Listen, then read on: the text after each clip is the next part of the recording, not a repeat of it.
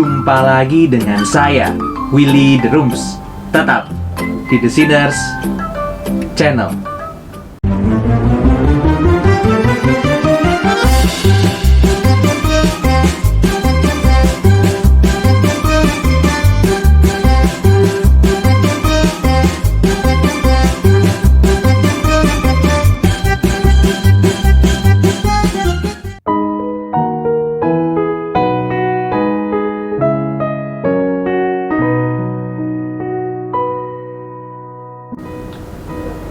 Kemapanan atau establishment adalah hal yang mengerikan dalam dunia ini. Kita bisa melihatnya sendiri dalam sejarah. Yang sering kali mampu menghancurkan orang Kristen bukanlah senjata, kekerasan, pengucilan, atau apapun yang menyakitkan, melainkan keamanan, kemapanan, kenikmatan, kesejahteraan, dan kemakmuran. Pencobaan inilah yang juga ternyata mengguncang kekristenan pada masa sebelum reformasi. Asal mulanya bukan pada masa tepat sebelum reformasi saja, melainkan ratusan tahun sebelumnya, pada saat kejayaan melanda kekristenan secara fenomenal. Mari kita lihat masa gereja mula-mula, masa setelah Pentakosta, setelah gereja dimeteraikan oleh Roh Kudus secara seremonial. Pemerintahan yang berkuasa pada masa gereja mula-mula adalah Kekaisaran Romawi. Mereka adalah bangsa yang tidak mengenal Tuhan. Mereka akan menindas siapapun yang tidak mau mengakui kaisar sebagai kekuasaan yang tertinggi. Orang Yahudi adalah salah satu bangsa yang terkenal paling keras dan tidak pernah mau mengakui kaisar. Untuk bangsa seperti ini, Kekaisaran Romawi cukup kelelahan dan akhirnya memberikan sedikit pengecualian. Ini justru akan menjadi masalah terbesar orang Kristen pada saat itu. Mengapa?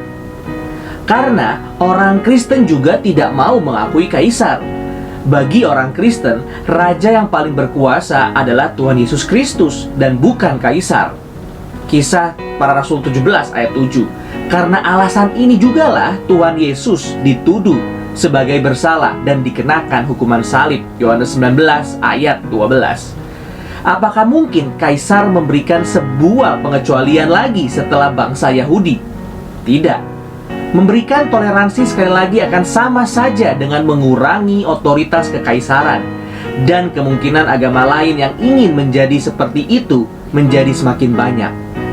Jadi akhirnya kekristenan tidak ditoleransi oleh Kekaisaran Romawi, dan akibatnya adalah orang Kristen banyak yang dianiaya, dikejar-kejar untuk dibunuh. Inilah konteks penganiayaan dan kesulitan orang Kristen pada abad mula-mula.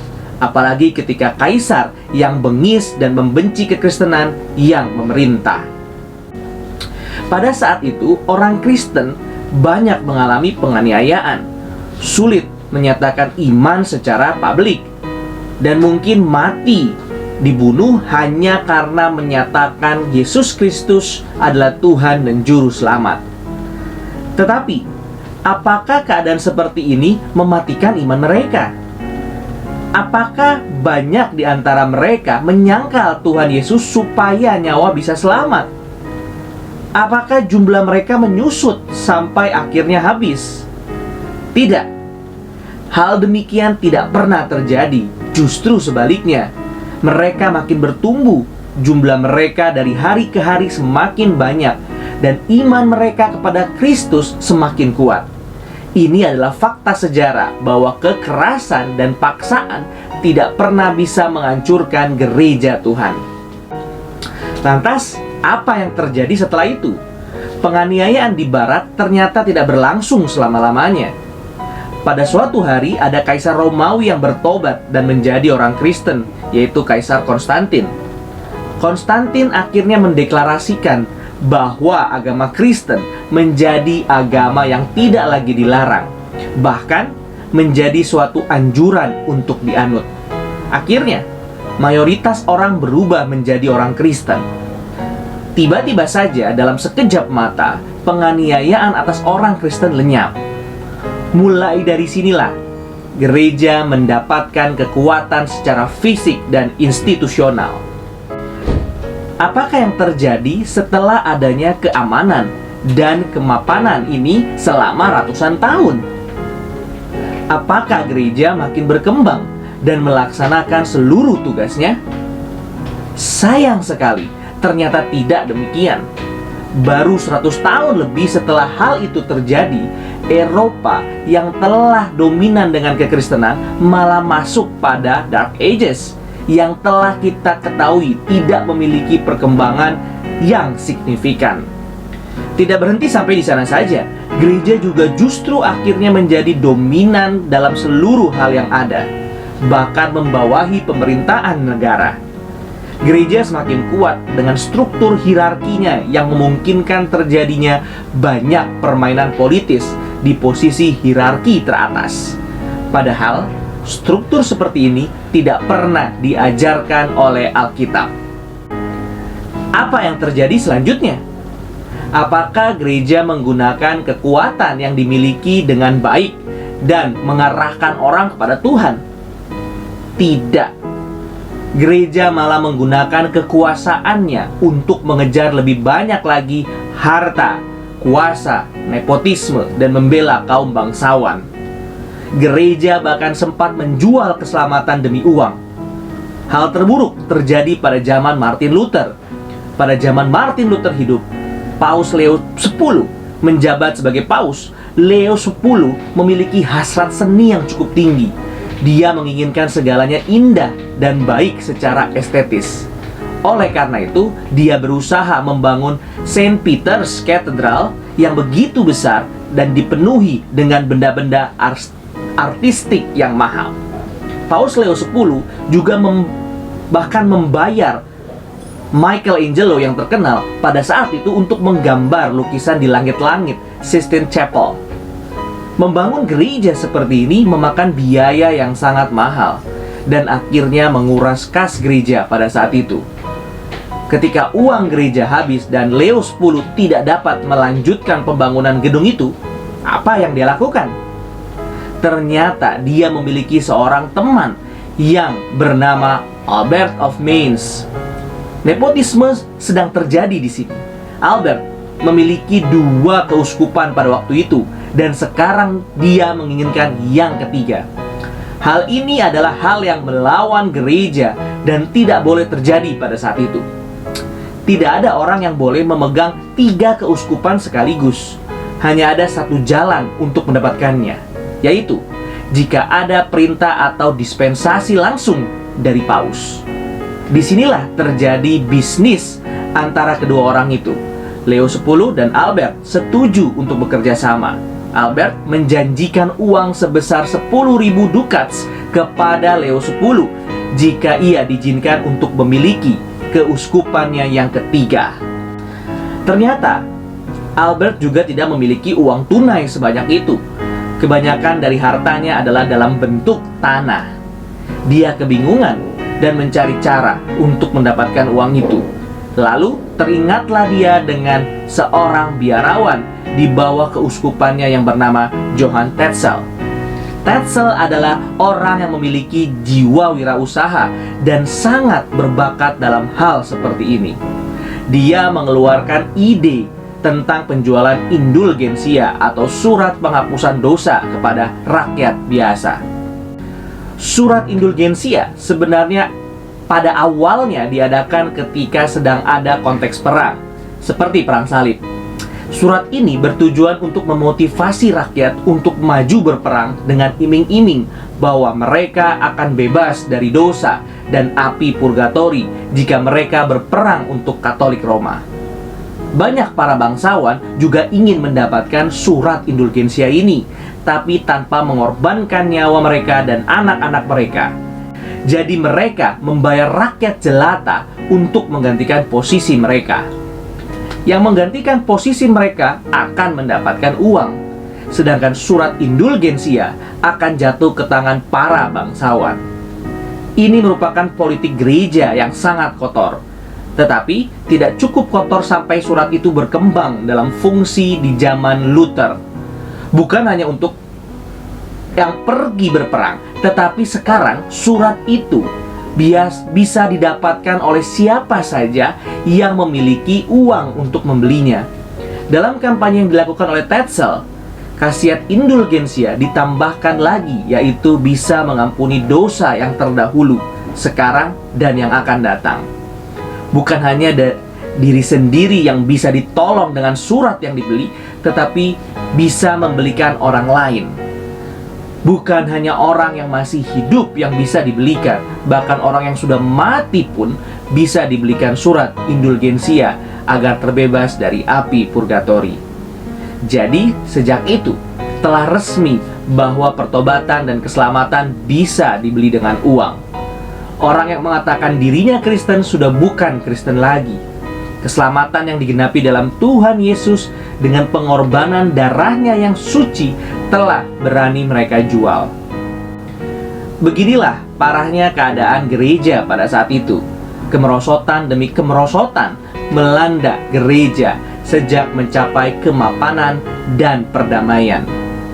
Pada saat orang Kristen masih kesulitan dan teraniaya, hal-hal seperti ini tidak pernah terpikirkan akan terjadi. Tapi iblis tidak henti-hentinya menjebak umat Tuhan. Tidak bisa dengan cara yang kasar, maka dia akan bergerak dengan cara yang halus. Begitu halusnya, sehingga tidak terasa kita sudah berada di ambang kematian dan tidak bisa kembali lagi. Hal kemapanan dan atau establishment adalah salah satu hal yang bisa kita pelajari dari sejarah gereja. Bukannya gereja tidak boleh established, tetapi apa yang dilakukan untuk menyikapi itu? Apakah terbuai dengan keadaan yang aman sehingga melupakan Tuhan? Ataukah tetap bisa melihat pimpinan Tuhan dan taat kepadanya? Establishment harusnya dilihat sebagai alat untuk memuliakan Tuhan dan bukan untuk memuaskan segala nafsu keberdosaan. Pelajaran ini begitu penting karena ini adalah pencobaan yang besar di zaman ini. Perjalanan sejarah gereja selanjutnya akan mengajarkan kita sedikit tentang bagaimana menyikapi hal ini, khususnya sejarah orang Puritan. Setelah gereja merosot seperti ini, apakah yang terjadi? Apakah Tuhan diam saja dan tidak menunjukkan pemeliharaannya? Ternyata tidak. Allah adalah Allah yang baik dan senantiasa mengembalakan umatnya. Allah membangkitkan orang-orang untuk bertindak sebagai reformator, melakukan reformasi terhadap keadaan gereja yang sudah bobrok. Apa bedanya revolusi dengan reformasi? Kenapa pekerjaan para reformator tidak diidentikan dengan revolusi? Bukankah reformasi melibatkan pemberontakan dan pembentukan gerakan yang baru? Betul bahwa ada pemberontakan, tetapi berbeda dengan revolusi. Mengapa? Karena revolusi definisinya adalah membuang seluruh yang lama yang pernah ada, yaitu sejarah dalam sejarahnya, dan mau membentuk benar-benar dari baru lagi sesuai dengan idealisme pembawa revolusi itu sendiri. Berbeda dengan revolusi, reformasi adalah semangat transformatif, semangat yang mau mengubah sesuatu yang sudah rusak untuk kembali menjadi benar. Apa yang benar bukanlah ide atau buatan para reformator, melainkan sudah ada sejak awal kekristenan berdiri. Standar yang kokoh, kebenaran yang dipegang oleh umat Allah, yaitu firman Tuhan, Alkitab. Martin Luther adalah salah satu tokoh besar yang dibangkitkan oleh Tuhan, memimpin dan menjadi pemicu api reformasi terbesar di zaman itu. Hal besar yang dilakukannya adalah pemakuan 95 tesis ke gerbang gereja di Wittenberg. Tanggal yang ia memakukan tesis-tesis tersebut adalah 31 Oktober dijadikan sebagai hari reformasi. Mengapa Luther melakukannya? Salah satu penyebabnya adalah karena berita tentang surat indulgensia. Johann Tetzel sampai ke telinganya dan membuat Martin Luther menjadi sangat marah. Ketika Martin Luther memakukan 95 tesis tersebut, dia ingin membungkam siapapun yang berdebat mengenai pembelian keselamatan itu. Martin Luther tidak memiliki jiwa pemberontak seperti yang orang kira. Luther sebenarnya ingin perdamaian dalam Katolik Roma dan kembali ditegakkannya kebenaran. Hal ini terbukti dari tesisnya yang ke-50. Orang Kristen harus diberitahu bahwa jika Paus mendengar yang dibawakan oleh para pengkhotbah indulgensia, Paus akan berpendapat bahwa lebih baik gereja Saint Peter dihancurkan daripada dibangun tetapi menggunakan kulit, daging, dan darah dari domba-dombanya sendiri. Di sini, Luther tidak bermaksud untuk memberontak kepada Paus. Dia masih percaya kepada Paus. Sayang sekali, Paus Leo X pada saat itu tidak tertarik akan perdebatan teologis dan menganggap 95 tesis Luther hanya teriakan orang mabuk saja. Pada akhirnya, ini akan membawa Luther sampai kepada ekskomunikasi dari Katolik Roma. Tetapi rakyat yang mendengar informasi tentang 95 tesis Luther akhirnya disadarkan dan tidak lagi membeli surat indulgensia dari Tetzel. Yang dilakukan oleh Luther bukanlah seperti superhero yang berperang sendirian. Tuhan membangkitkan gerejanya secara komunal. Banyak reformator lainnya sebelum masa Luther yang sudah memulai reformasi namun gagal. Tetapi setiap yang dilakukan oleh reformator sebelum Luther telah memberikan jembatan dan batu loncatan bagi reformasi besar-besaran yang akan dilakukan Luther. Sekali lagi, reformasi yang besar bukan karena kekuatan Luther semata, melainkan karena pimpinan Tuhan dan pemeliharaan Tuhan. Mengapa bisa dikatakan demikian? Mari kita lihat beberapa faktor. Pertama, pastinya ada pekerjaan reformator sebelum Luther, seperti Jan Hus, Peter Waldo, dan juga John Wycliffe. Mereka telah terlebih dahulu membuka jalan. Kedua, Eropa sedang memasuki era Renaissance, yaitu era di mana mulai ada kebangkitan ilmu pengetahuan setelah Dark Ages. Disinilah mulai muncul semangat back to the source. Semangat ini disebut juga sebagai semangat humanis pada zaman itu. Ini mempengaruhi para reformator untuk terus menyelidiki Alkitab sampai pada bahasa aslinya.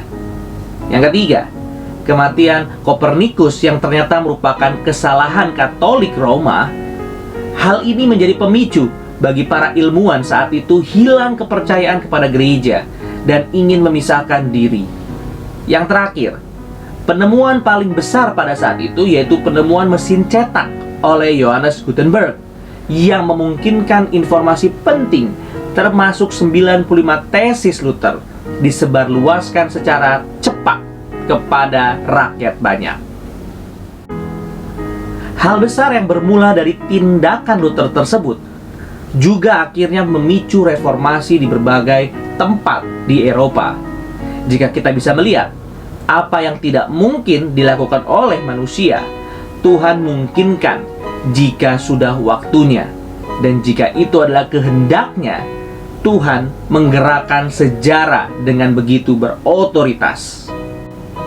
Setelah melihat sejarah reformasi, apa yang kita lakukan? Sudahkah kita menghargai firman Tuhan seperti mereka menghargainya? Dapatkah kita mempertahankan semangat reformasi, menjunjung tinggi Kristus dan firman-Nya?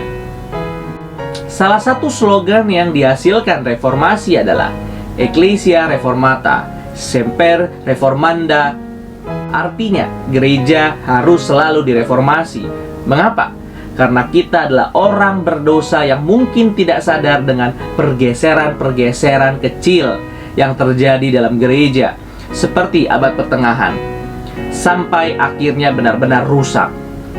Setiap saat gereja Tuhan harus menyesuaikan diri dengan apa yang Tuhan inginkan, mengubah bagian yang salah untuk kembali kepada kebenaran yang sudah Allah wahyukan, dan terus membuka diri bagi pimpinan Tuhan yang baru pada zaman itu. Allah ingin gerejanya terus melakukan reformasi dan bukan revolusi.